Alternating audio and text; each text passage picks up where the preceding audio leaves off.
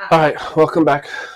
Um, another story. Chris is hanging around for a couple stories to talk about because, like I told you in some of the other videos, I mean, I do have people that witnessed a lot of these stuff because I know some of them sound a little far fetched, but trust me, they're as real as I remember them. As real as I remember them too. And I mean, even I don't believe some of them, but I was there, so I have to. Uh, Running the clubs. I mean, I want to tell you great stories of this celebrity came in and we did a birthday party for him and stuff, but it really wasn't like that. It's the ones you remember is the fights or the issues or it's like the 1 to 10 rule. The 1 to 10 rule. It's say you go to McDonald's, you order a cheeseburger, you get a cheeseburger, you eat it. It's normal, nothing special. You leave. You don't call anybody. You don't tell anybody, hey, I had a cheeseburger at McDonald's and it was great. You kind of just expect that because of the business itself. It's what you expect when you go on. You pay money with the service and stuff. But if you go into McDonald's and the staff is rude to you, or the cheeseburger has a bug in it, or something's wrong with it, or just anything out of the ordinary that's negative, you'll call 10 people, tweet, Instagram. You'll be, hey man, I went to McDonald's on whatever street and did the manager told me to get the hell out. And cheeseburger had a bug in it, a worm in it, or something. And so it's the 1 to 10 rule. One good thing can't match 10 bad things. It just the balance is off. So when somebody comes to your club and they have a good time, or they come to a bar or restaurant, they expect it. So you can't get the good publicity. You only get the bad. But it also works that way with memories. I mean, we have a good day. We don't have any issues. We have fun. And it's just kind of like what's expected. It was a good day. But then the bad things happen, and that stays in the back of your mind because it's out of the ordinary. So anyway, the 1 to 10 theory, I always use that when I'm trying to explain things because you have to work 10 times harder doing good things to cover the one bad thing that you had. It's just how any business, any restaurant, any club, bar, anything that you're running, even if it's cars. If you buy a car and it's good, you expect it. You expect it to do everything it's supposed to do. You expect the doors to open, the doors to unlock. But if the first day you're driving it, the engine stalls or the gas meter's broke or something, you're going to tell everybody. You're going to tweet about it on Instagram. Back then, we didn't have so much Instagram and Twitter, but now, I mean, it was 1 to 10. Now it's 5,000 to 1 because you're depends how many followers you have. So that being said, you have to work 10 times harder doing a good thing to cover the one bad thing. So I apologize for all the bad stories. It's just they're the ones that stand out more than anything. And I remember some good ones, but we had fun. We had birthday parties. We had celebrities in there. I can't say any celebrities' names because I don't know if they told people they went in there. Maybe somebody didn't know. The wife didn't know. So it's hard to tell those stories.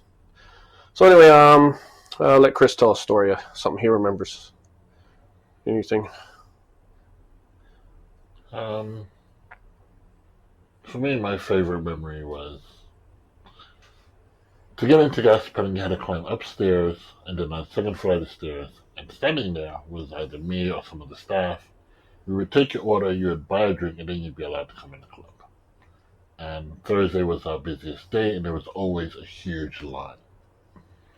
And working there for after a couple of months, you get to know the regulars. They get to know you. You see them in line. You're like, okay, come on up, and they come up. The other people you don't know, they try to come up. Yeah, I know Bachi. Oh, you know Bachi? Oh, really? Okay. So my funniest was I'm standing there working one day, and Bachi standing next to me, and the guy comes up. He's like, yeah, I know Bachi. He said I could come in. So I look at Bachi. Bachi next to me, and he asked the guy, you know Bachi? Yeah. Bachi's like, really? What's he look like?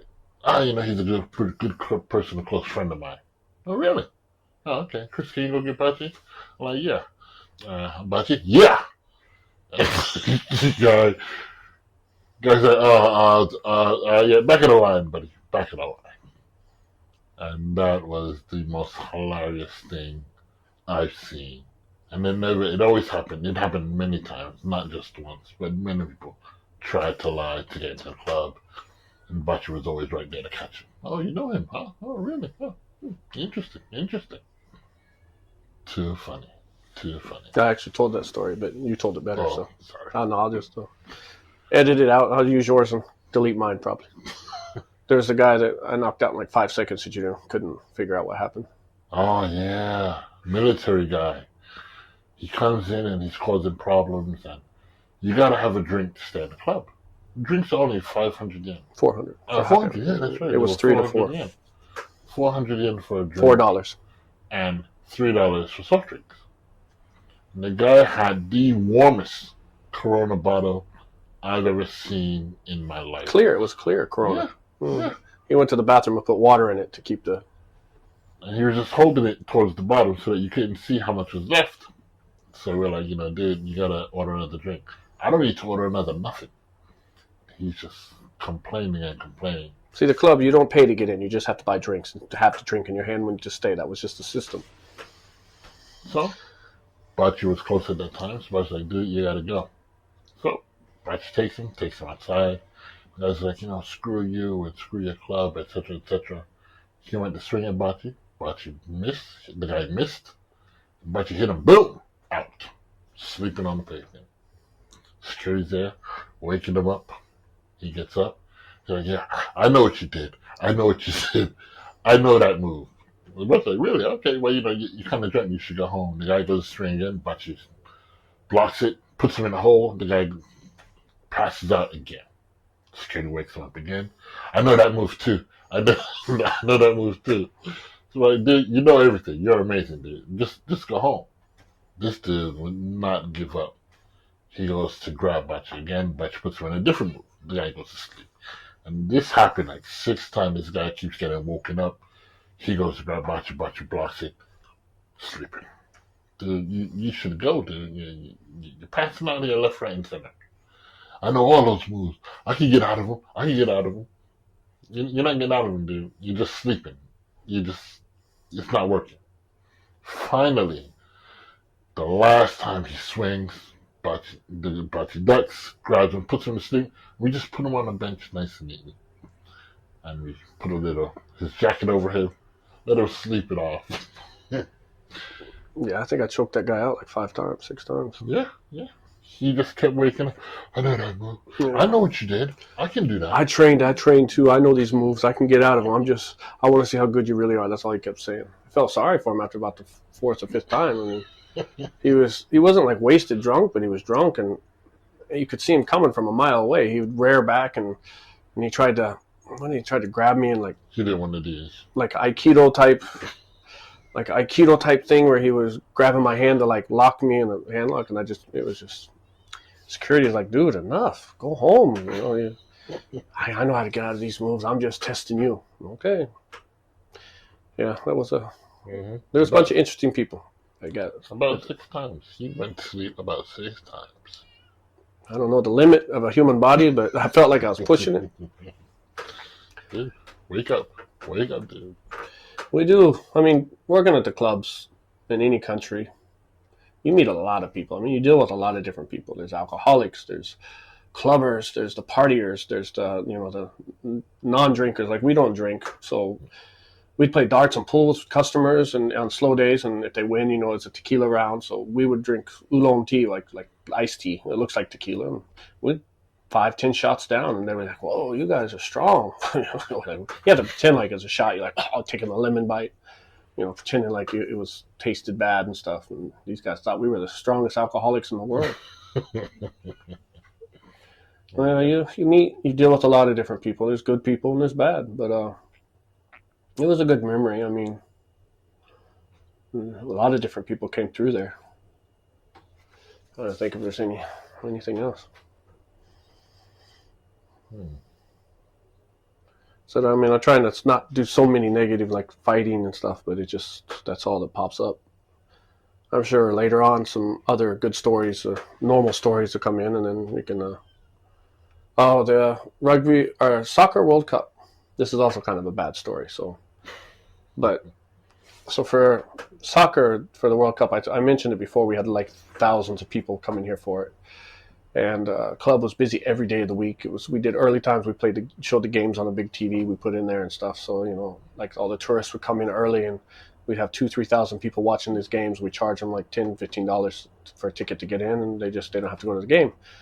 So the cops were kind of trying to crack down on all the clubs and stuff because there's just so many tourists here. It's kind of like how rugby was and how the Olympics is going to be.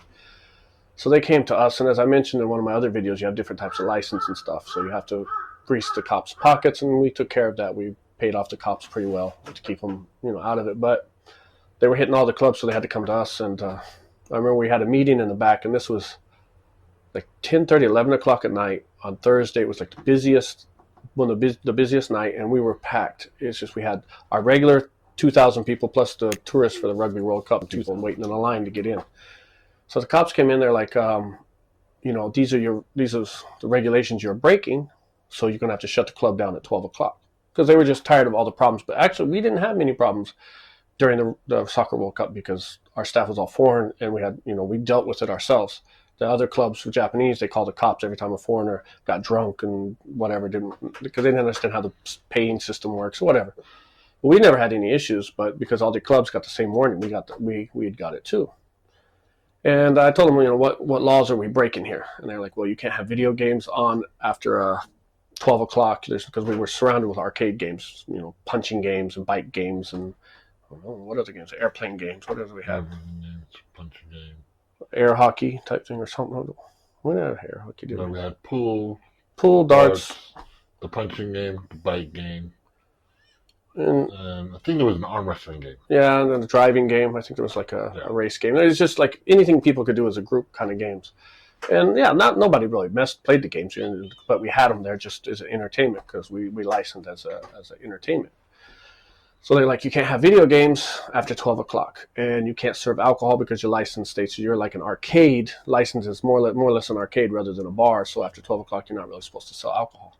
So we want you to shut down. Now, too many people, it's too much business, and we've already done way more than what we were supposed to do, like financially, like meeting goals, because we were open in the mornings now, doing like soccer games, taking cover charges.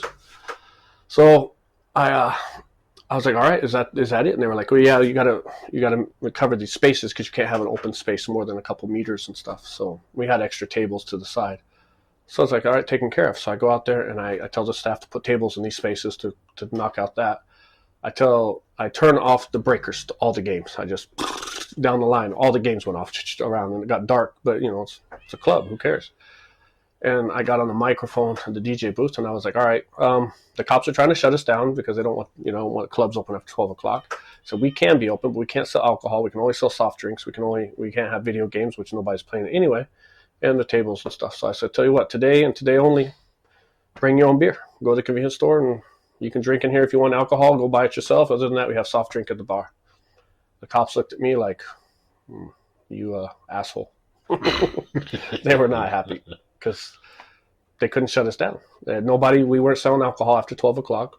All the alcohol was closed, put underneath. It was only soft drinks. And we did make a lot of money on soft drinks because nobody wanted to go to the convenience store around the corner. Mm-hmm. Anybody who wanted to drink went around the corner, bought 12-packs, 6-packs, and vodka or whatever else. And they come back and it was like a tailgate party inside the club. Yep. And it was a good night. And after that, they didn't mess with us during the Soccer World Cup.